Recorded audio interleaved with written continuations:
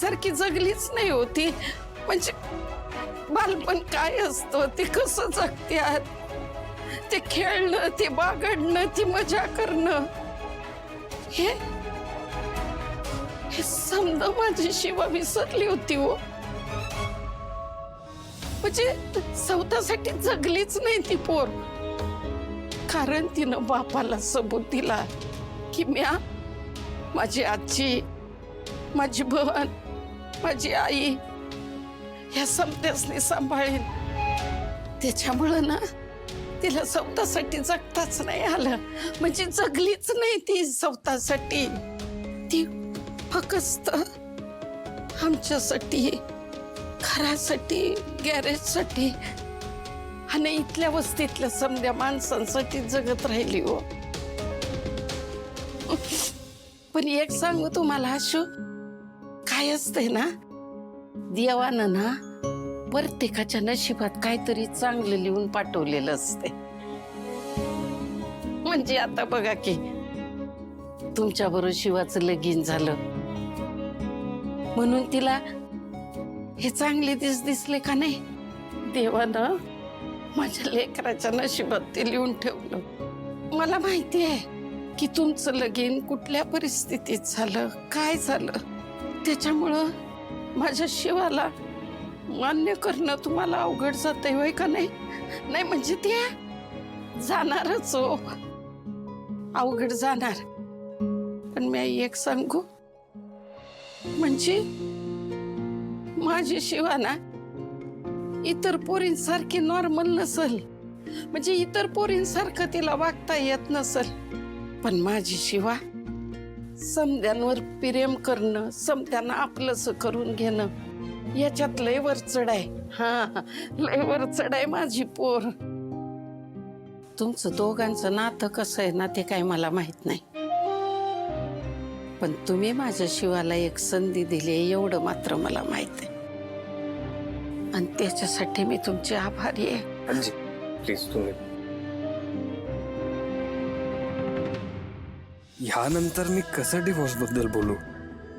यांचं मी आज जर मन मोडून गेलो नाहीत ना तर आयुष्यात मी स्वतःला कधी माफ नाही करू शकणार. अरे माझ्याकडं या बघा, म्हणजे तुम्हाला काय बोलायचं विसरूनच गेली मी. बोलायचं ना तुम्हाला काहीतरी, नाही म्हणजे तुम्हाला काहीतरी बोलायचंय का नाही माझ्याशी, मग बोला की. माझं आणि शिवाचं भांडायचं नाही, हा, आनंदात राहायचं. दे. नको नको, आमच्या पाया पडू नको. हे बघ शिवा, आम्ही तर लहान आहोत, आम्ही काय तुला आशीर्वाद देऊ शकत नाही. पण तुम्ही दोघं ना एकदम खुश राहा, हॅपी राहा. आणि शिवा आठवण आली की कॉल करत जा. हो करते.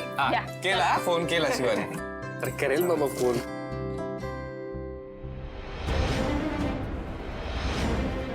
चालली वाटतं माहेर वाशिण.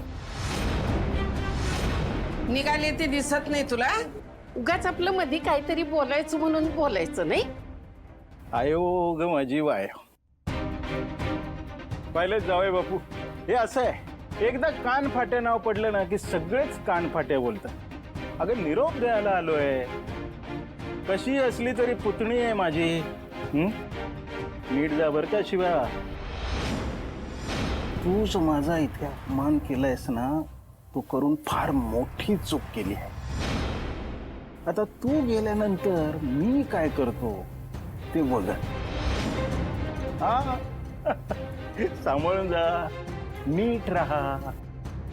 बाकी इकडच्यांची काळजी करू नकोस, मी आहे, हो की नाही आयो.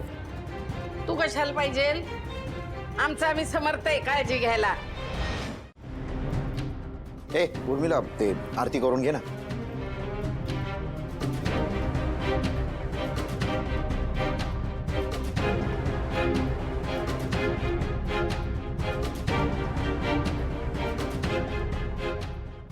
या काकू, हे आई आणि आजीने दिलंय. ते शिदोरी असते, म्हणाले की द्यायची असते.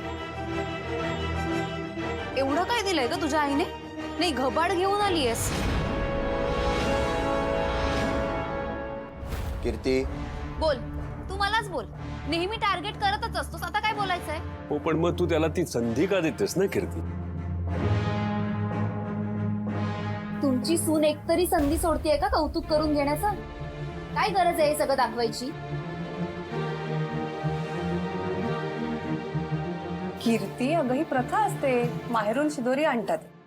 हो पण ऐक झालं ना आता. हे असे प्रश्न विचारतेस मग बोलल्यावर म्हणतेस की तुम्ही बोलता मलाच म्हणून. थांब, या या या. मी फ्रेश होऊन येतो.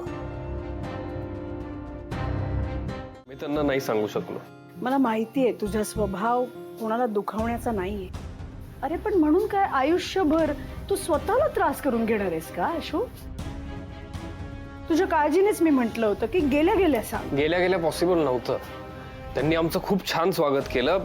मी नाही बोलू शकलो. आणि ते सगळे इतकं चांगलं वागत होते माझ्याशी की मला संधी नाही मिळाली. ठीक आहे, नाही मिळाली तुला संधी. अरे पण त्यांच्या लक्षात नाही का आलं तुमच्या वागण्यातून की तू आणि शिवा एकमेकांसाठी बनलेलेच नाही आहात? अगं आई, शिवानी काळजी घेतली की त्यांच्या लक्षात नाही येणार. तिने सांभाळून घेतलं. आणि प्लस तिचं असं म्हणणं होतं की बाई आजी आणि काकूंना वाईट वाटेल. तिचं म्हणणं होतं आणि तू ऐकलंस. हो. अरे सतत होणाऱ्या त्रासापेक्षा एकदाच काय तो विषय संपून टाकायचाच ना. नाही आई, मला नाही शक्य झालं. ते सगळे इतकं चांगलं वागत असताना मी कसं दुखवू त्यांना?